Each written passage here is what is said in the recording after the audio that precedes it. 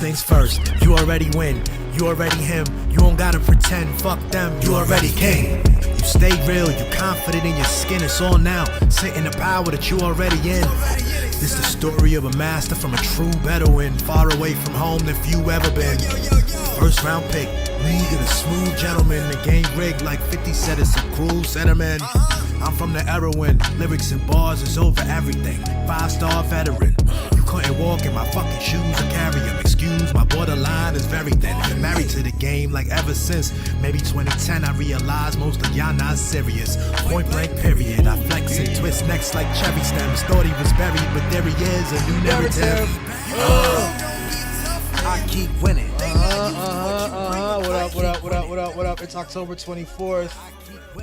And this was episode 94, I think, or this is episode 94. What's the deal? Welcome.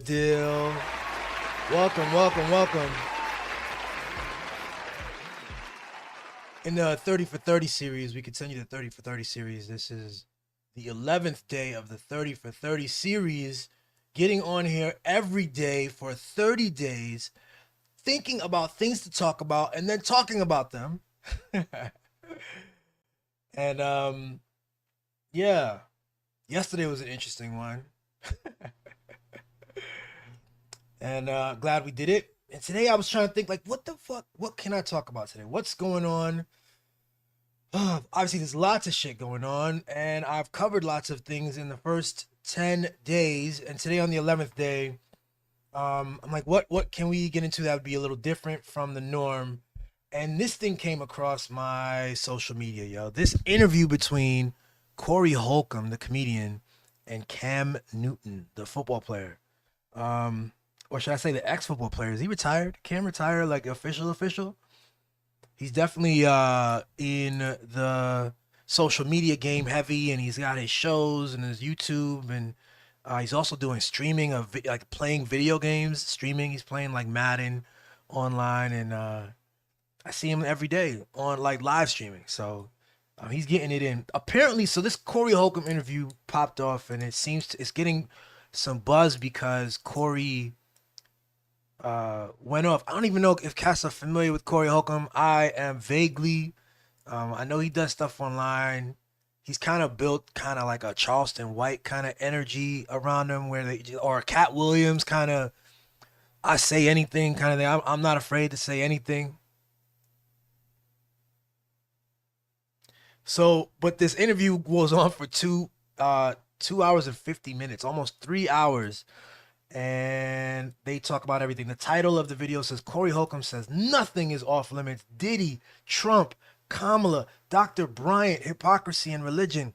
Yeah, I didn't watch the thing. I actually did not watch it, but I saw this one part in particular where he's talking about women, and he's talking about dating women, and he's talking about the fact that he's a successful comedian, or somewhat successful comedian, and he's got money, and he dates women intentionally who don't have money. I tried to find this thing. It's for, like, I saw the clip on TikTok, and I tried to connect with it here on YouTube, and I just didn't want to go through the whole thing here, the whole 3 hours to find it. But it was a wild clip. Where he's saying, like, straight up, maybe some of the things people already felt or whatever, but with a brazen openness and freedom, he talks about the fact that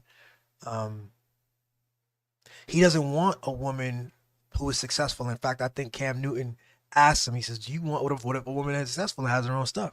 And he's like, nah, because she might think she could talk to him or talk to him any kind of way.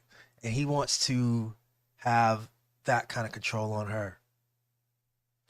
And, you know, you see Cam actually plays deadpan the whole interview because Corey kind of says a lot of things. He makes statements about Will Smith's sexuality. He goes in on Kamala Harris and the political system. He has a whole bunch of things to say about Hollywood and women in general and BBLs. But I would say a lot of the interview is spent talking about women and black women in particular. And I just to me, there's something about that, yo. There's something about this crop of these shows. Um, Cam Newton show, the other show that kind of popped off with the same kind of energy, the same mode is the Shannon Sharpe show. Um, Ever since that Cat Williams interview from a year ago, blew up. Everybody's paying attention to this kind of like two men sitting and kind of gossiping. you know, Two men sitting and gossiping, talking shit about people who aren't there, all coaxed in this sort of very masculine, like, I don't care, I'll say anything. I could talk about anything, I don't care. I never keep my mouth shut. I'm free. I'm bold. But it's always this weird, like, silly gossip shit. In fact, let me do actually just the intro on this, just to get a sense of the energy of what we're looking at here. Here's just the intro of this 3-hour interview. I created Funky Friday to have people live in their truth. But you have to be responsible for having me on your show, because having me on your show comes with controversy. Where even though I am a stand-up comedian primarily, I'm also a preacher. I do things to give people the light without the Bible in my hand. Because I didn't read the Bible all the way through, but I did listen to it on audio. But I'm a call cap on something real quick. You buy Gucci? No, Gucci got an outlet store. I'm not paying top dollar for it. I just don't believe Stephen A. Smith is gonna say nothing in reality. He has to say what will make his boss happy. Who has more influence, T.I. or Kim Kardashian? T.I. was a platinum rapper. This bitch bust down for the game. That's all she did. When you look at the BBL epidemic. Because I know that's mental illness, to let somebody crack your ass open, put some Air Jordan shit up in there, and sew it back up. Is there ever a situation where a female leads? Never. Never. How the female gonna lead? That's a form of sexism. Oh, I don't know nothing about that. Do you see how that comes off as... No. Kim, you said you got a kid? Yes, sir. You don't make broken homes. Women make broken homes. Ain't no such thing as a man creating a broken home. Will Smith and Jada, they've been open about they have an open... I mean, this goes on for a bit. Let me pause it right there and just kind of say, right from the top, like, I got to give it to him at least. He says, hold on. When he says, you got to be somewhat responsible for bringing me on because I'm controversial. That's the brand they're building. I'm controversial. But again, it's controversial within this, like, in this framework of like celebrity gossip nonsense stuff. And it's in the context of, two guys are going to talk about women, talk about the BBL epidemic, quote unquote. We're going to gloss over. We're not going to really talk about any number of epidemics and challenges and pathologies and issues that males deal with. White males, black males, what other categories you want of males. We won't talk about that. We're gonna talk about the BBL epidemic. We're gonna talk about, he said that men can't create broken homes. I kind of want to watch that segment. I want to kind of see what he could possibly mean there. Of course, he's a comedian at the end of the day, so it's gonna be like commentary where they're saying stuff and he's trying to like first off, get clicks. That's the first thing. That's the main thing. And then also there's some commentary but I just kind of want to keep pointing out, like, it's not just sexist. It's sexist at some point becomes a word that doesn't have flavor anymore. And people just kind of laugh it off. In the same way I think sometimes the charge of racism can be used without clarity, and the person we're looking at actually gets a way to get scot free and kind of walk off because we aren't being clear about it. The thing about some of what he said, it's not sexist. It's like, this is what happens when men sit in a room trying to say salacious and interesting things and get clicks, and there's no women in the room. It's men talking to other men for other men, You get all kinds of wild shit. And however like silly and benign some of this stuff is, there are other rooms where men are talking to men for other men, and they come up with really wild and dangerous stuff. History is full of this kind of stuff. History is full of the men talking to other men for other men and inventing categories, speaking with confidence and asserting, half truths and untruths about what women are and what women are in relation to men and what the nature of relationships between men and women are and what women should be doing. And it's just like, it's just kind of disappointing. It's disappointing to see on YouTube with this production quality. Let me go back to it real quick. Yeah, here we go. See it up on the top right here. The production quality is pretty good. I'm gonna keep the volume low and kind of let it rock for a little bit. They got, I don't know if that's Cam's home or he's got the books in the back. Nice little cool thing. These two brothers out here dressed dressed to the nines with their outfits on, looking creative.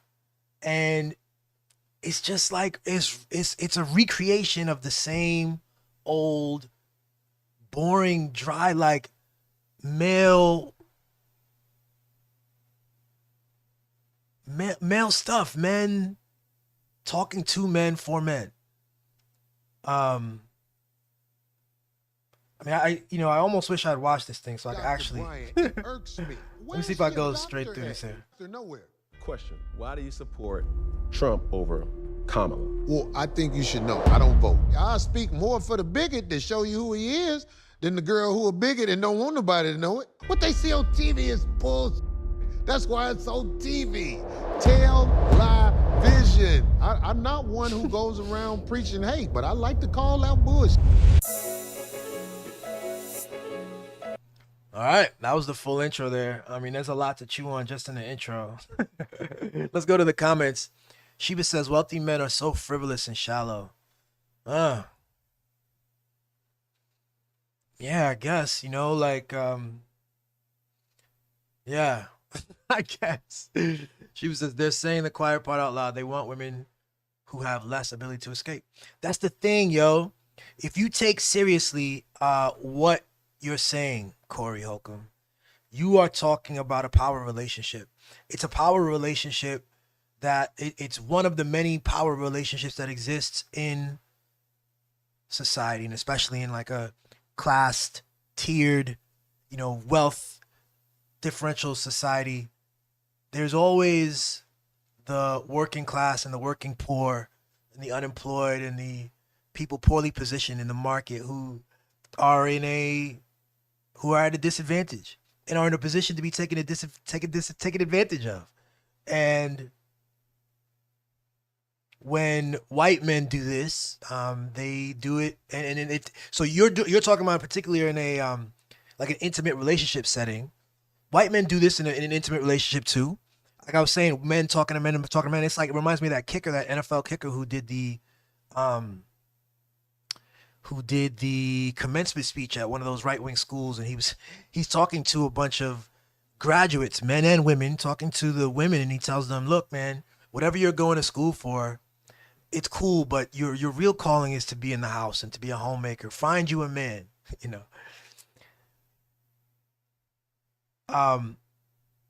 What an oppressive way to be. What an absurd thing to say to a bunch of women who just spent the last 4 years getting a degree in something. What an absurd thing to say to women in 2024. You have some nostalgic sense about maybe the 1950s or something, about, the one income household and all that.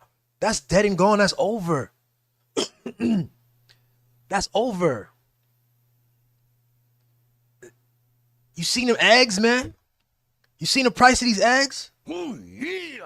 That's dead and gone. But you hold on to that and then demand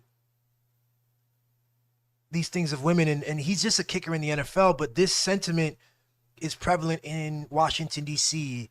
among decision makers and other idiotic men who insist on controlling women's reproductive choices, insist on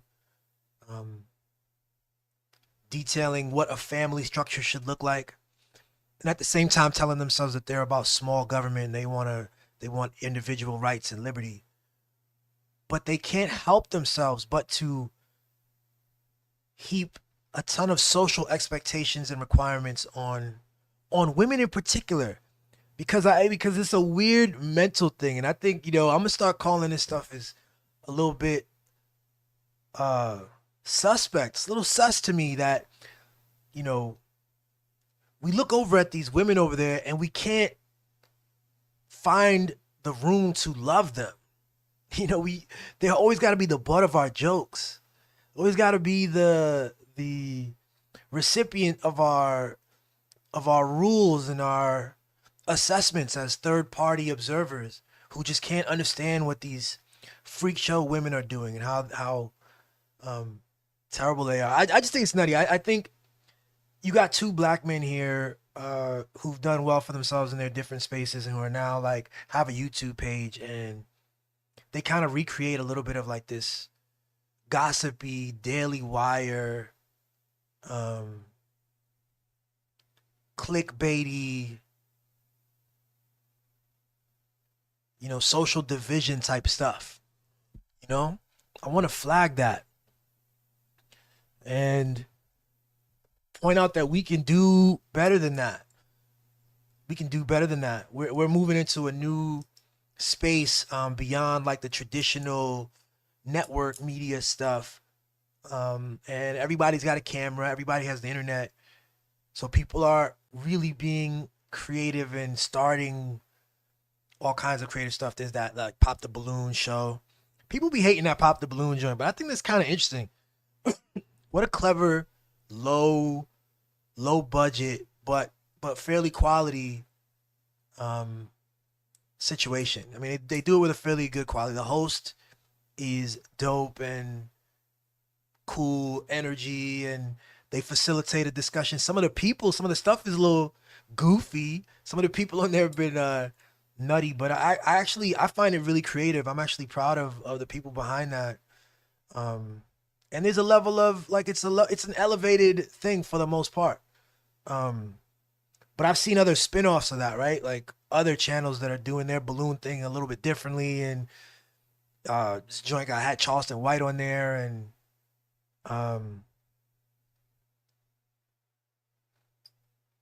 there's just a full range of stuff that's possible, and we need to be mindful of the content we're creating. This a whole new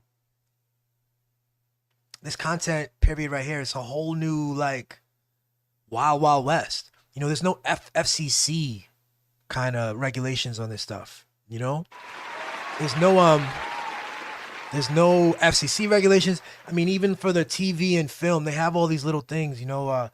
Certain commercials they have to say no purchase required, right? That was a thing they had to do because people used to look at commercials and think that purchasing was required. People looked at advertisements and didn't understand the context of what was going on, and the advertisers would take advantage of that and make people watching the commercial believe that they needed to buy this thing, or that they would go to jail, or that they would be injured somehow, or something like this. There were all these little tricky language and manipulative things that sprouted from the early television. Everybody can remember, or maybe you don't remember, you've heard that story about the was it a radio show that they talked about aliens? They did like an alien invasion episode where they didn't fill the audience in that it was just a fiction deal.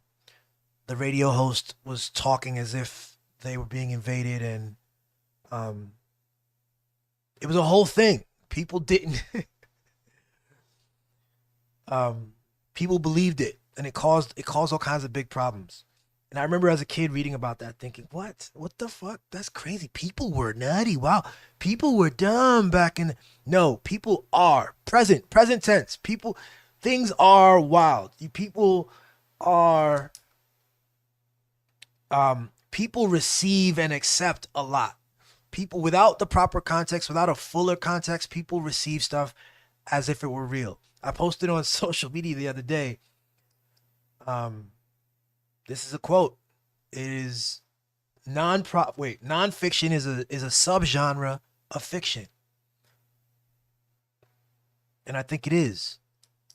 In any sort of art and creative pursuit, whether it's writing or film, the nonfiction genre it's fiction. It is.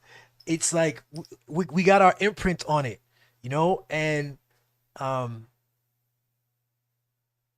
Corey Holcomb, Shannon Sharpe, Cam Newton, other dudes, you know, we build our platforms up.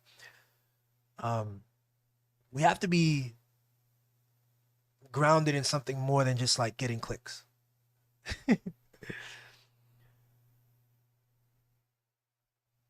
We have to be more grounded in something more than like, you know, gossipy getting clicks. I'll just start with that. And I'm going to think more about this, frankly, because it's making me realize I probably need to speed up some of my ideas and things I want to do myself. Because I think some of the stuff needs to just be done. It's, you know, it's like instead of me opining about other people, we can do it. And I've done some of this stuff. I'm proud of what we've done over here in Biba Studios. Sheba has Sheba Sunday. She hasn't done an episode in a while, but she has Sheba Sunday. It's a great talk show. We call it a talk flow. Sheba just says her stuff and rants and speaks in all of her craziness and her profundity. She has Black Bunny Hole. She hasn't done in a while, where she goes on Wikipedia and Googles and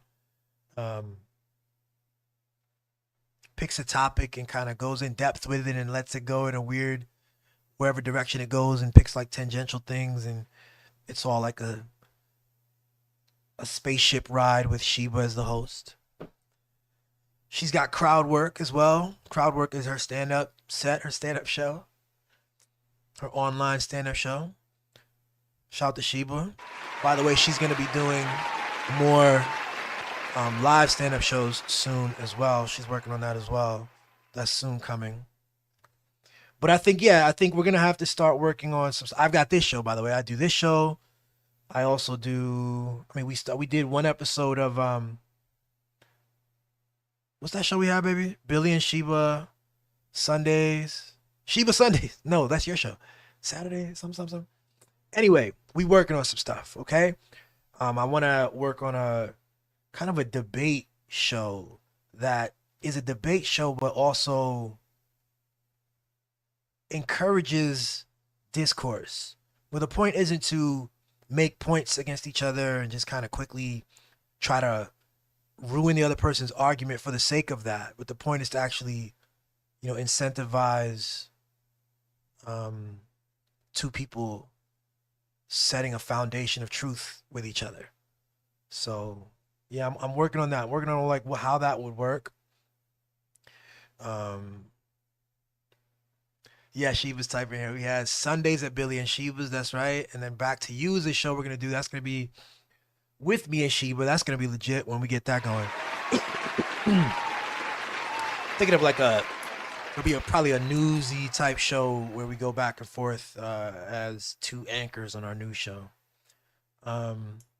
And the other thing, real talk, is like I'm inspired. Like, it's important to talk about what's happening with these like Cam Newton shows, with these gossipy shows, because, like I said, it's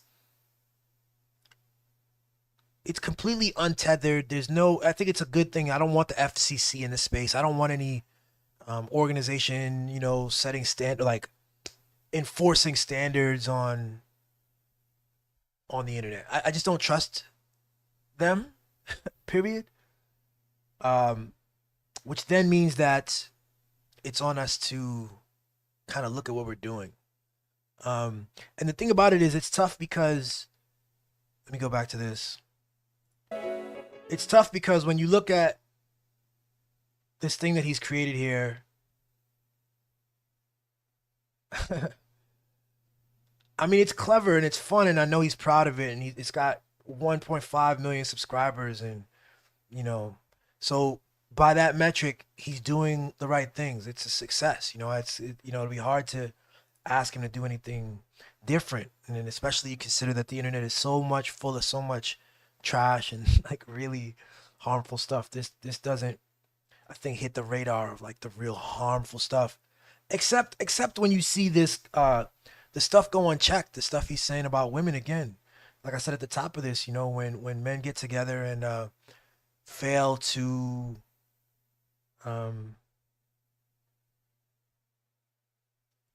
fail to include enough in the conversation, fail to have the right, the lens that includes other people, certain things just go by without even being seen as harmful, even though it is. I'm gonna go to my go to the channel. So this is my other channel. Let me go to my real channel real quick, and I want to shout out The Citizens. The Citizens is an entertainment and media effort with two very talented and I think important brothers at the helm. And yeah, Brian and Jay. And I think that what they're attempting to do here is something valuable. And they're black. They both have experience in media, and they're interested in this conversation about like what happens next in the media space. How do we usher in a new era of content creators that are creative and interesting, fun, and also productive and like helpful, rather than hurtful. So check them out. Subscribe to Citizens. They just started this effort maybe less than a year ago. As you can see, I was pulled in on this panel. It was an awesome panel for about an hour, talking about teens active in media, navigating algorithms and more. It was a great conversation. So yeah, that's that. I'm going back to Billy. Yeah, that's all I gotta say there. I think applause for that. I think that I think we covered everything we need to cover there. And I think that's gonna be the end of the episode. I appreciate it. Again, 30 for 30. Catch me tomorrow. I'll be on. Please remember, y'all, you see what you're looking for. You see what you're looking for. And it truly is all one thing, yo. It's all one thing. It's all one thing. It's all one thing. It's all one thing. Words and a thought to flight now. Sweaty but can't pause it or wipe down. It's all one thing. Peace.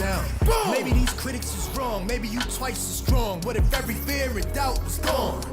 I'm up first, bright from dawn, like fuck it with yawn. I squeeze life, pythons bite when the mic's on. Peace, I might respawn. I hook left with the right arm, living in 5-star, ring the alarm.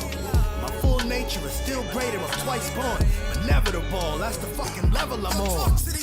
Picture me lost, I'm differently raw. Been through the muck, most y'all instantly barf. Now I'm strictly the boss, drippy, hood hippie couture. Feeding these bitches till it's ripping they jaw. For y'all fans of the bullshit, me flicking it off. I damage your whole clique, these clowns really pissing me off. My verse is heat, and scripted is law. Like, bitch, you fucking know who you singing across? Huh? Okay, you got their attention now, bro. I keep winning. You just gotta keep showing them what it is, man. Keep winning. Your shit different for real, though. I keep winning. Yo, stay away from the politics, I keep winning. Dude. They still not getting the message, kid. I keep winning. They still don't understand where you coming from. I keep winning. But make sure you secure the fucking ground. I keep winning. I see the growth, keep going. I'm through playing it low key. Don't sleep. My power levels are OP. I'm floating. The mask off. The crew run deep, bigger than Sasquatch. We that large, the last gladiator. Blast off.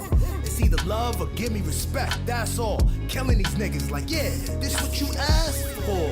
Black Panther spit flames from Asgard. The whole squadron click transform.